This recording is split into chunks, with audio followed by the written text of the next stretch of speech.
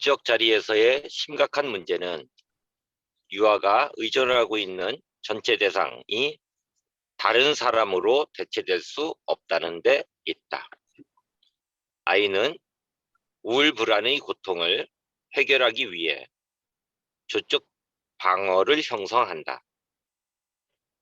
이제 아이는 사랑하는 대상이 유일하다는 것과 자신이 그 대상에게 의존해 있다는 사실을 부정한다.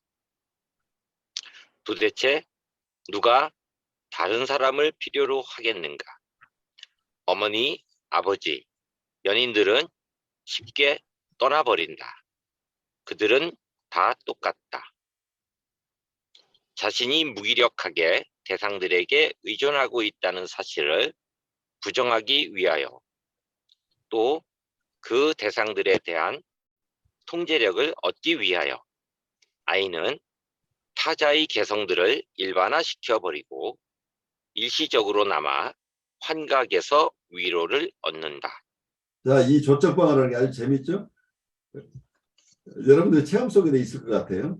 아이들의 조적 방어, 나 혼자 이게 전능감하고 연결되는 거잖아요.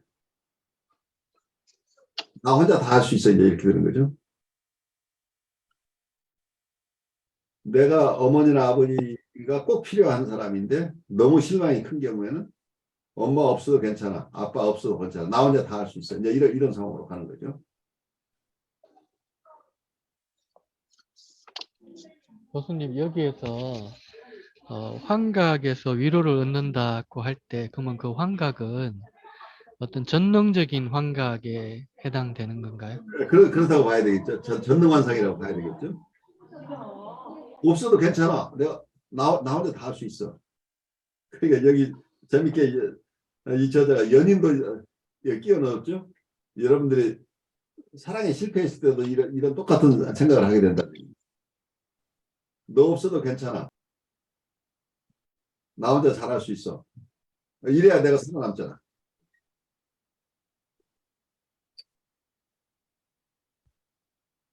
엄마 없어도 괜찮아, 아빠 없어도 괜찮아, 그러니까 이제 당신 없어도 괜찮아, 이제 너 없어도 괜찮아. 이제 여러 형태로 반복된다고 볼 수 있겠잖아요.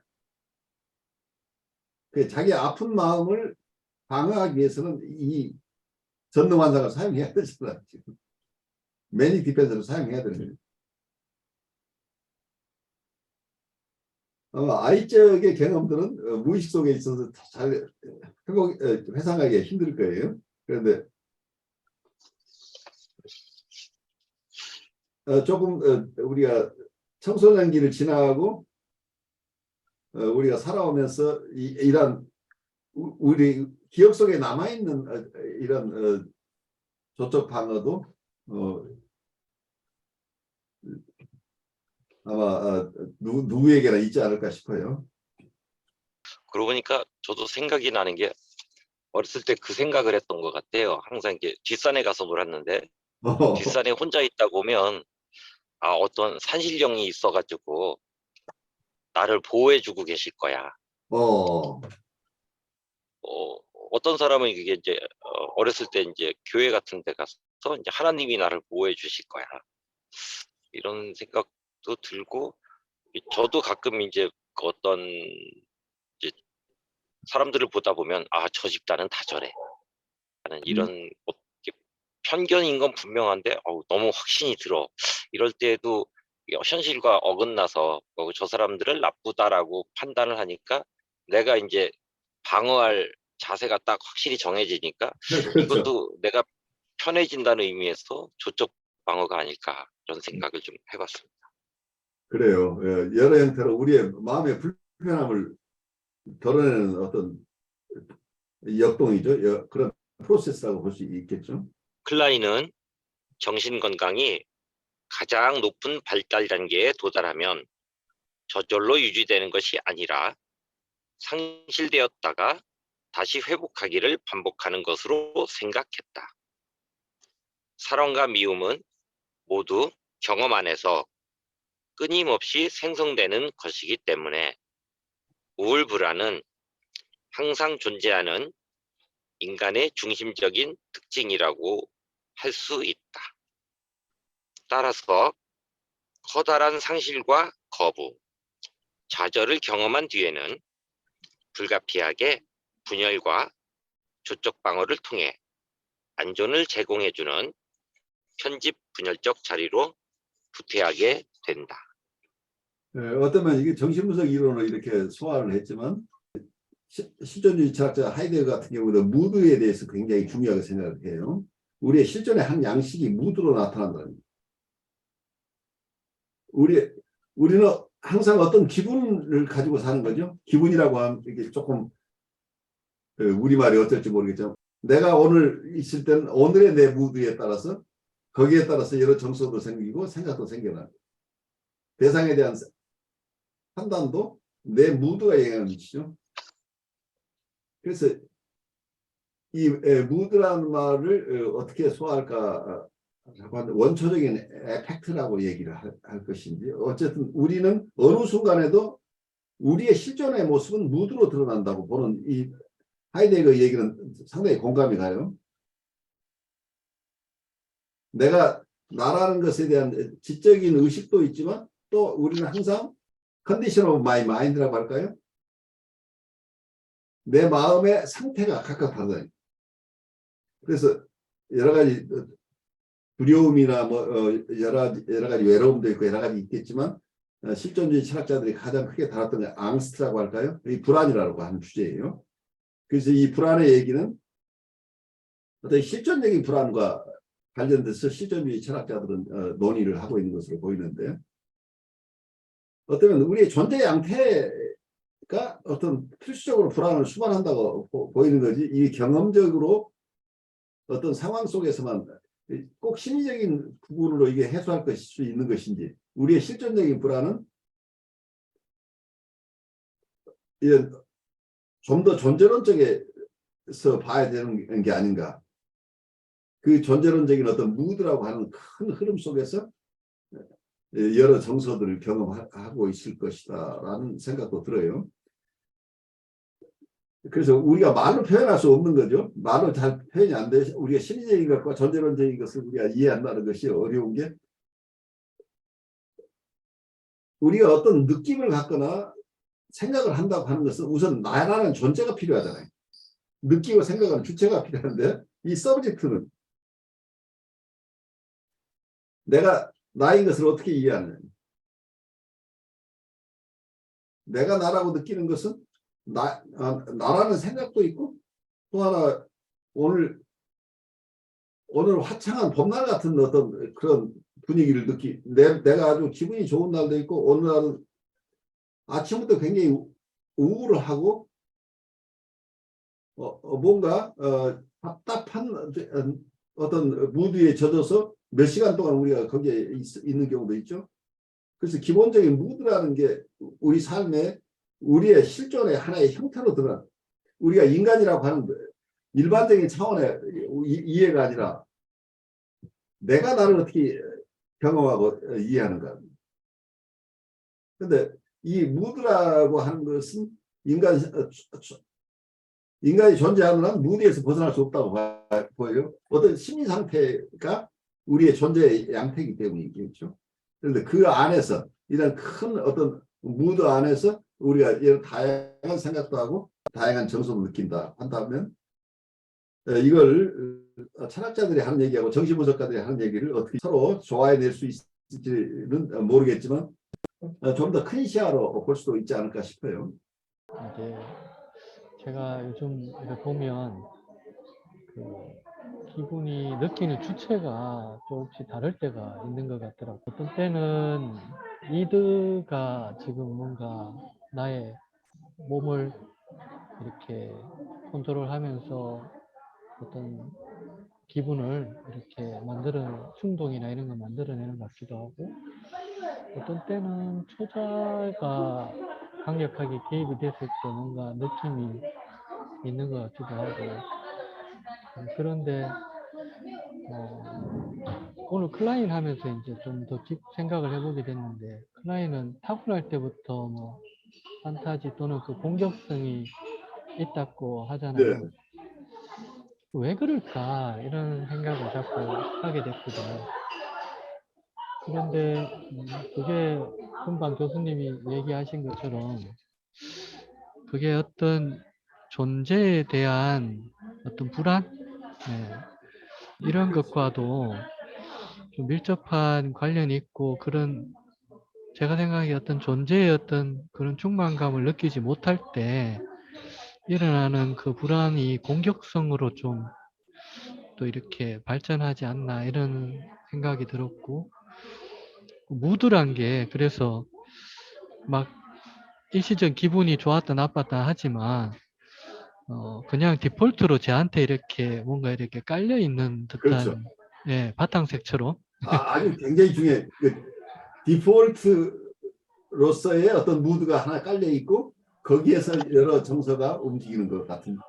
저도 그 적절한 용어를 찾지 못했는데 디폴트 시츄에이션, 디폴트 컨디션이라고 볼 수 있겠죠.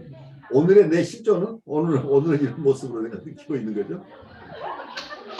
그게 저 같은 경우는 약간의 어떤 공허와 불안감이 좀 섞여 있는 색깔인 것 같아요. 이렇게 바탕색이. 그래서 이렇게 보면 그걸 뭘까에 이렇게 좀 더 확실하게 알고 싶은 또는 그런 게 제 삶에 끊임없이 지금 화두처럼 이렇게 있는 것 같은데 요즘 정신분석을 공부하면서 조금 그게 톤이 조금 달라진 듯한 느낌은 들어요. 어, 네. 그런 무드란 게 이제 좀 생각이 났습니다. 그래요. 이게 단순하게 일시적으로 오고 가는 감정하고 무드는 조금 다른 것으로 개념으로 볼 수도 있겠죠. 그러니까 어떤 철학자가 어떤 개념으로 썼느냐에 따라 그 정신분석가가 같은 단어도 어떻게 썼느냐에 따라 다 다르기 때문에 우리가 그 용어 자체만을 얘기할 수는 없지만 아까 김노가님이 잘 말씀했지만 어떤 디폴트 컨디션이라고 한다면 우리 마음의 디폴트 컨디션, 우리 마음이라고 하는 것은 나 실존이 내 실존의 어떤 기본적인 컨디션, 내 기본적인 조건, 나는 이런 조건으로 지금 계속 기능하고 있는 게 아닌가. 내 실존의 모습이 이런 무드로 통해서 드러나는. 근데 이렇다고 볼 수도 있겠죠. 그러니까 어쩌면 우리 컴퓨터 화면에서 배경화면 아까 말씀하셨는데 어떤 배경화면이 깔려 있으면 그 배경화면 안에서 어떤 활동들이 일어나잖아요. 지금 우리 한주혜님이나 저도 배경을 뒤에 깔고 있잖아요. 그 배경 하에서 이렇게 활동을 하고 있는 거죠.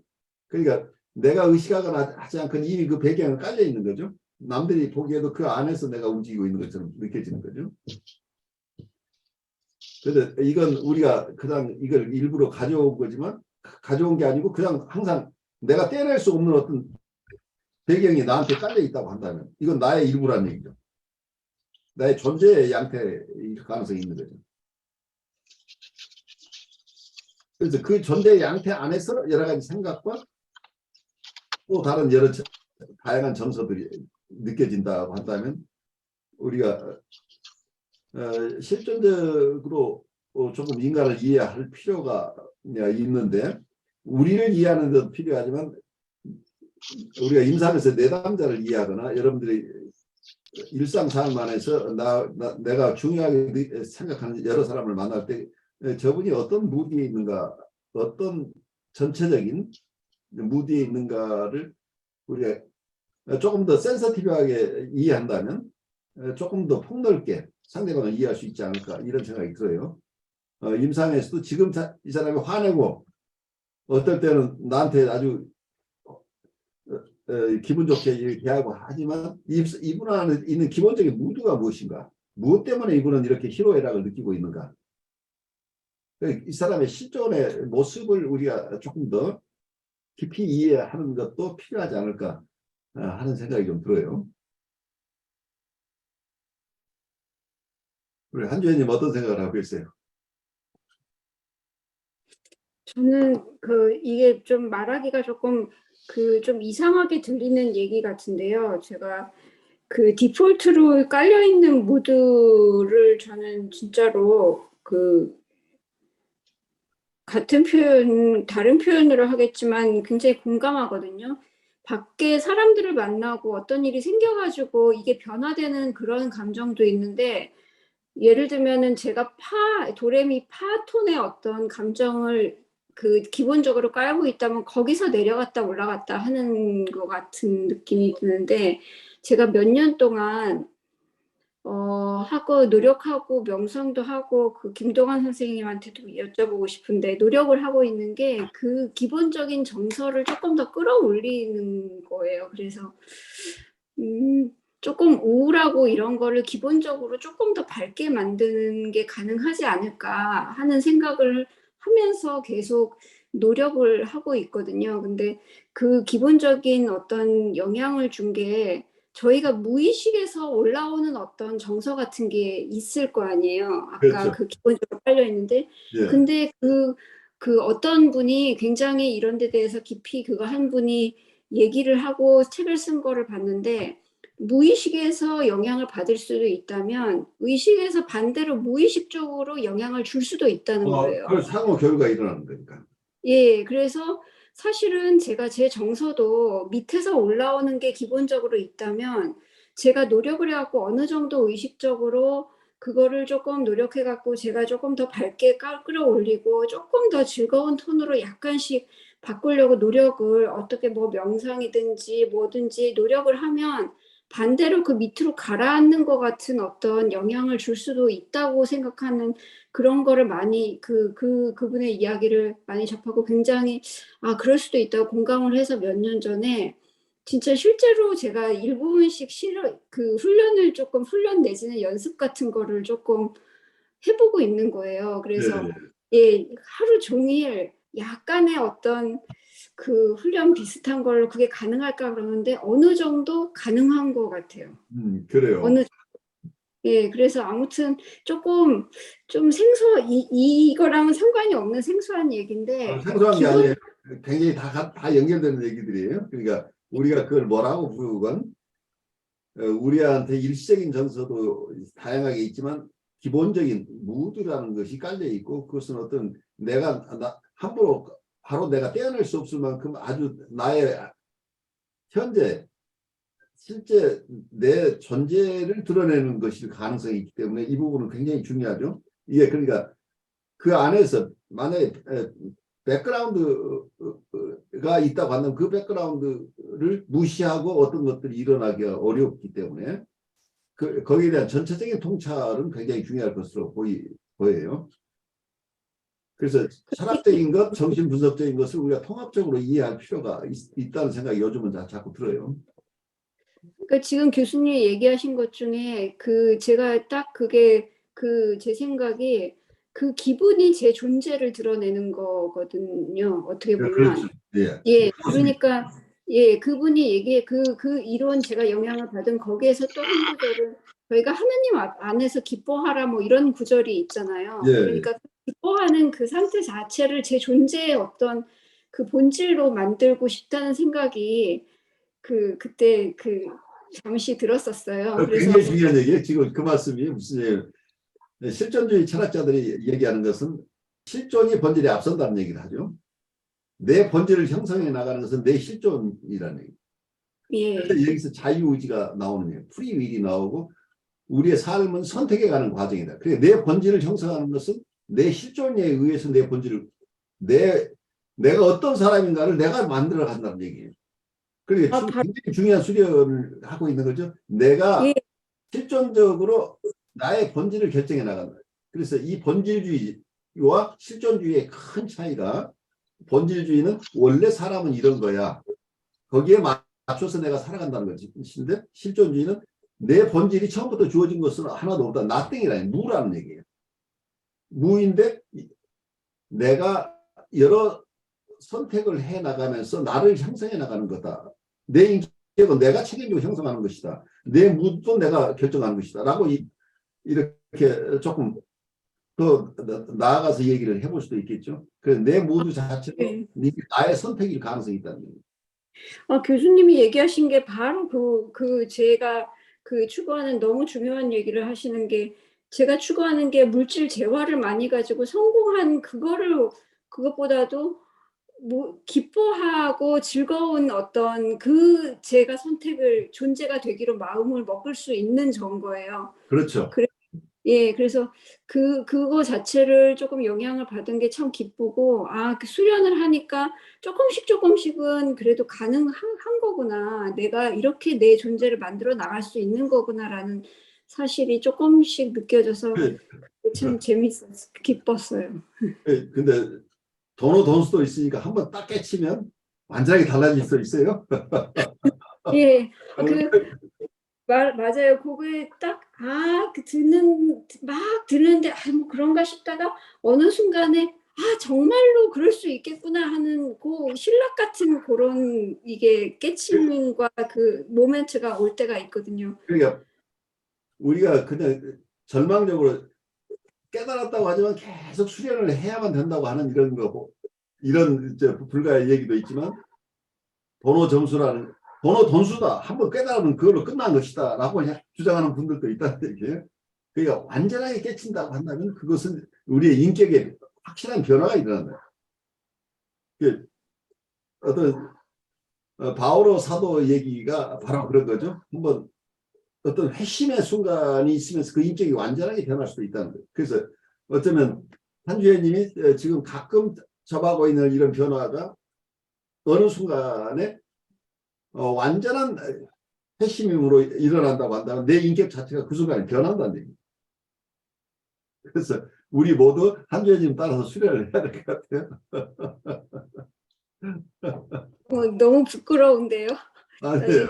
김동완 선생님한테도 가르침을 많이 얻어야 될 것 같은데. 그래요. 우리 김동완 선생님께서도 우리 좀 잘 지도해 주시고, 그래서 어쩌면 우리의 본질을 형성하는데 여러분들이 다 서로가 영향을 주고받으면서 우리가 귀한 존재로, 우리의 실존 자체가 귀한 존재로 우리를 만들어가는 도구로 사용될 수 있다고 한다면 얼마든지 우리 희망이 있는 거죠. 그래서 어떤 면은 우리의 실존 얘기를 너무 염세주의적으로 받아들일 부분이 아니고, 이건 희망의 메시지로 실존의 철학을 우리가 소화해낼 수도 있지 않을까 싶어요.